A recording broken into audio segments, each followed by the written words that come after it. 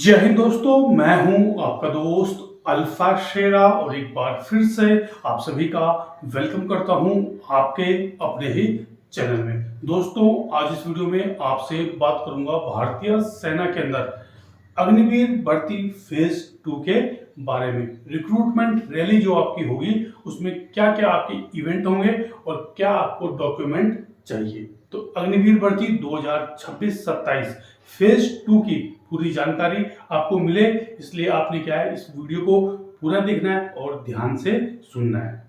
ठीक है, बाकी आपको कोई डाउट होता है, कोई आपको शक है, कोई सवाल है तो कमेंट बॉक्स में मुझे आप कमेंट कर सकते हैं।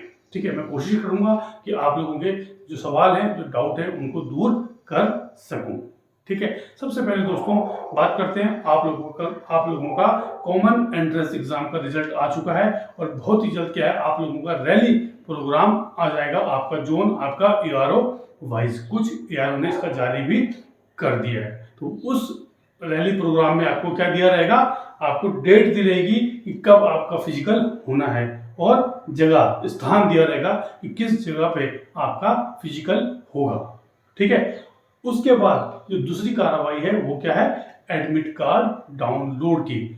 एडमिट कार्ड आपका जो है आपकी ईमेल आईडी पर भेजा जाता है। उसके अलावा अगर आपका जो ईमेल आईडी पर नहीं आता है एडमिट कार्ड, तो आप क्या है ज्वाइन इंडियन आर्मी की वेबसाइट पर जाके लॉगिन करके वहां से भी उसको डाउनलोड कर सकते हैं। ठीक है, सबसे पहले क्या है आपका मेन जो दस्तावेज है, जो मेन आपका डॉक्यूमेंट है वो क्या है, एडमिट कार्ड। एडमिट कार्ड के बाद दोस्तों बात करते हैं और आपको अभी क्या डॉक्यूमेंट बनवाने हैं। ठीक है, बाकी जो चीजें हैं उस पर हम बाद में बात करेंगे। तो सबसे पहले हो गया आपका, एक हो गया एडमिट कार्ड। एडमिट कार्ड को आपने A4 साइज पेपर में प्रिंट करवा लेना है और उसको किसी फाइल के अंदर रख देना है। ये नहीं कि उसको फोल्ड करके और पर्स के पीछे रख दिया। A4 है ना, A4 साइज में प्रिंट करवा के आपने अच्छे से उनको रख लेना है। ठीक है, उसके बाद दोस्तों हो गया आपका फोटो, पासपोर्ट साइज की फोटो। कितनी, 20, कम से कम 20 फोटो तो आपको चाहिए। ज्यादा ले जाओगे, ज्यादा बनाओगे ठीक है, लेकिन 20 तो आपने वहां पे लेके जानी है। उसके बाद हो गया आपका निवास प्रमाण पत्र। निवास प्रमाण पत्र जो आपका डीएम या एसडीएम से साइन किया हुआ होना चाहिए। ठीक है, उसके बाद हो गया आपका जाति प्रमाण पत्र और रिलीजन सर्टिफिकेट। आपका जाति प्रमाण पत्र और आपका रिलीजन सर्टिफिकेट जो है ये तहसीलदार से साइन होने चाहिए कम से कम। उसके बाद आ गया आपका चरित्र प्रमाण पत्र।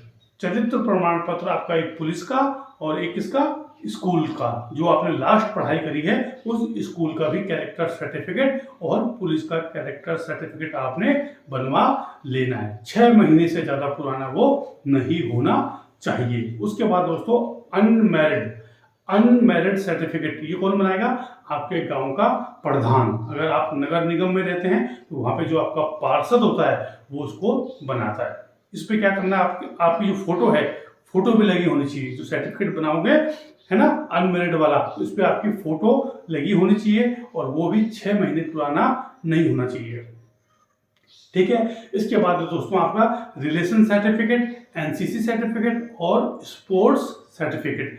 अगर ज्वाइन इंडियन आर्मी की वेबसाइट में जब आपने फॉर्म भरा था और आपने दिखाया था सन ऑफ सर्विसमैन या फिर son of ex serviceman, NCC plus sports, इन तीनों में से कुछ भी आपने वहां टिक किया था, तो ये जो डॉक्यूमेंट है जिसको लागू है वो वहां पे उसको लेके जाएगा।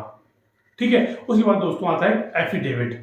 एफिडेविट जो कि जब नोटिफिकेशन आया था तो उसमें एक अपेंडिक्स ई दे रखा है, आपने उसको दिखाना है। जो नोटरी वाला होता है उसको बोलना है 10 रुपए के स्टाम्प पेपर पे इसको बना दे, वो आपका 10 मिनट में आपको बना के दे देगा।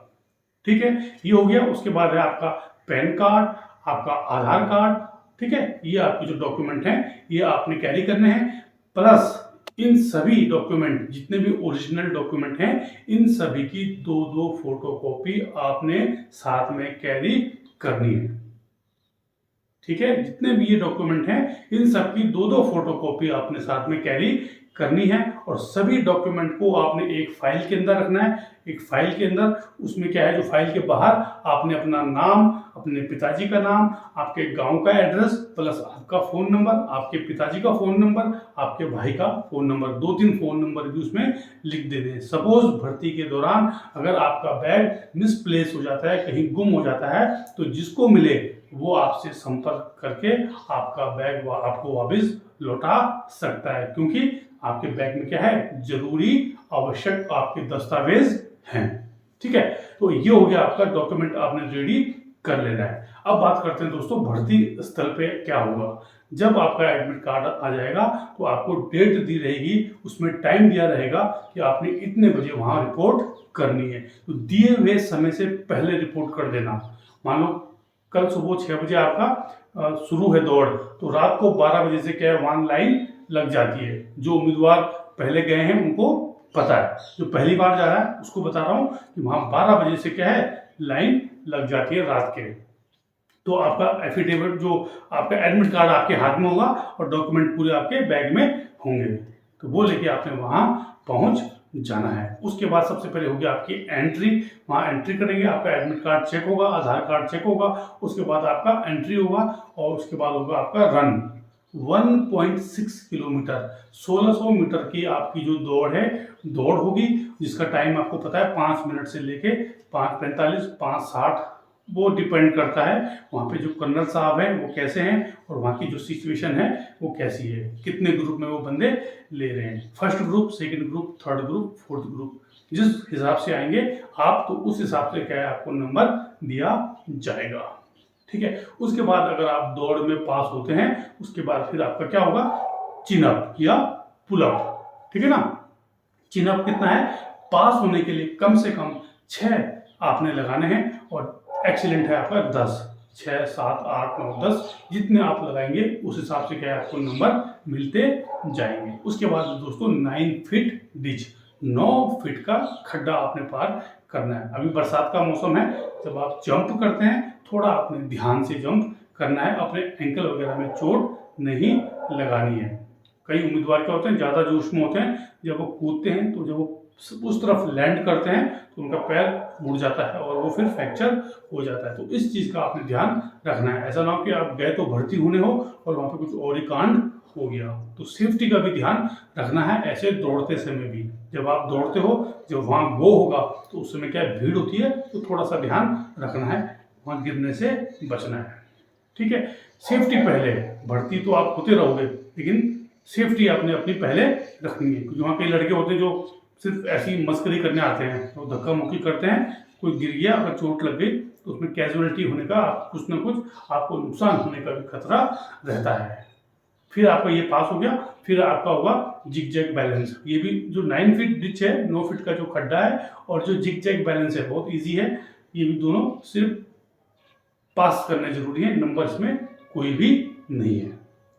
ठीक है, उसके बाद जब आपका फिजिकल हो जाएगा, फिर दोस्तों होगा आपका physical measurement test. Physical measurement में आपकी हाइट नापी जाएगी, हाइट जो आपको अथराइज है, आपके एरिया वाइज, आपके जोन वाइज जो हाइट आपको अथराइज है ना, आपके राज्य के हिसाब से, आपके डिस्ट्रिक्ट के हिसाब से, तो वो आपको हाइट होनी चाहिए। उसके बाद आपकी चेस्ट कम से कम है 77, और फुला के होना चाहिए, 5 सेंटीमीटर का फुलाव होना चाहिए। अगर आपकी चेस्ट 77 है तो 5 सेंटीमीटर का फुलाव लगा के 82 मिनिमम। अगर आपकी चेस्ट 80 है तो 5 सेंटीमीटर का फुलाव लगा के 85, तो मतलब 5 सेंटीमीटर का फुलाव जरूरी है। उसके बाद हो गया आपका वजन आपका हाइट और आपके वेट के अनुसार। ठीक है, उसको सब वजन में तो कोई बाहर होता नहीं, तकरीबन सब फिट ही होते हैं। अब छूट किसको है, ये बच्चे बोलते सर छूट बताओ किसको है। तो भारतीय सेना के अंदर अग्निवीर भर्ती के अंदर सिर्फ स्पोर्ट्स जो पर्सन है, खिलाड़ी है, जो जिन्होंने नेशनल खेला है, इंटरनेशनल खेला है, डिस्ट्रिक्ट लेवल में स्टेट को सपोर्ट किया है ना, ओरिजिनल जो खेले हैं, यानी कि डुप्लीकेट, और 2 साल के अंदर खेला हुआ होना चाहिए। यानी कि बचपन में खेला था, जब 8वीं में पढ़ता था तब खेला था, 5वीं में पढ़ता था तब खेला था, गाँव में खेला था, स्कूल में खेला था, नहीं, प्रॉपर जो उसका एक दिया हुआ है वो हिसाब से आप खेले हुए होने चाहिए। उसमें क्या है, स्पोर्ट्स पर्सन को क्या है, हाइट में 2 सेंटीमीटर की छूट है, चेस्ट में 3 सेंटीमीटर की, और जो वेट है उसमें 5 किलो की छूट है। बाकी किसी को भी हाइट, चेस्ट और वेट में छूट नहीं है। पहले एक्स सर्विसमैन के बच्चों को थी, लेकिन वो छूट अभी खत्म कर दी गई है। तो अगर आप जेन्युइन खिलाड़ी हैं, आपके पास सर्टिफिकेट है 2 साल पहले का, तो आपने उसको दिखाया है, तो आप वहाँ पे जाके उसको लेके जा सकते हैं। जिस बच्चे की हाइट कम है उसके लिए एक ये बेहतरीन विकल्प मौजूद है, हाइट में खासकर, क्योंकि हाइट में बच्चे बहुत बाहर जाते हैं, तो 2 सेंटीमीटर हाइट में इनको छूट मिलती है। तो आपका जब पीएमटी हो जाएगा पूरा, है ना, फिजिकल मेजरमेंट टेस्ट जब आपका पूरा हो जाएगा, उसके बाद दोस्तों फिर क्या होगा, आपका डॉक्यूमेंट चेक। जो भी मैंने आपको दस्तावेज शुरू में बताए थे वो सभी आपके क्या है, चेक होंगे। उनकी चेक होंगे, उनकी जांच की जाएगी।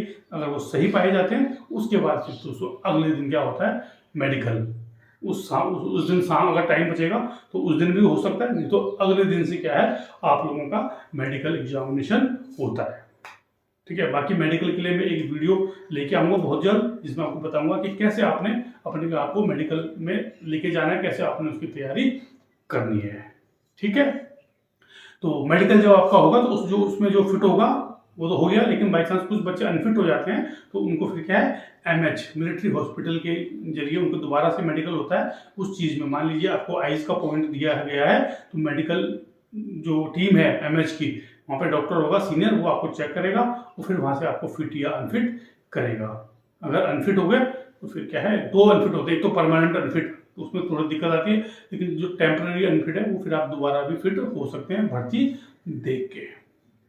ठीक है दोस्तों, तो ये थी आज की वीडियो, जिसमें मैंने आज आपको भारतीय सेना के अंदर अग्निवीर भर्ती फेज 2 रिक्रूटमेंट रैली के बारे में जानकारी दी। अगर आपके मन में कोई डाउट है, शक है, कोई सवाल है, तो आपने मुझे कमेंट करना है। मैं कोशिश करूंगा आप लोगों को एक सही दिशा दिखाने की, आप लोगों का सही मार्गदर्शन करने की। ठीक है, तो कमेंट आपने जरूर करना है। ठीक है, तो दोस्तों ये थी आज की वीडियो, और बने रहें चैनल के साथ। भारतीय सेनाओं, सीएपीएफ और सभी बेल्ट फोर्सेस भर्ती से संबंधित जानकारी के लिए चैनल को शेयर, लाइक और सब्सक्राइब जरूर करें। जय हिंद, जय भारत, वंदे मातरम।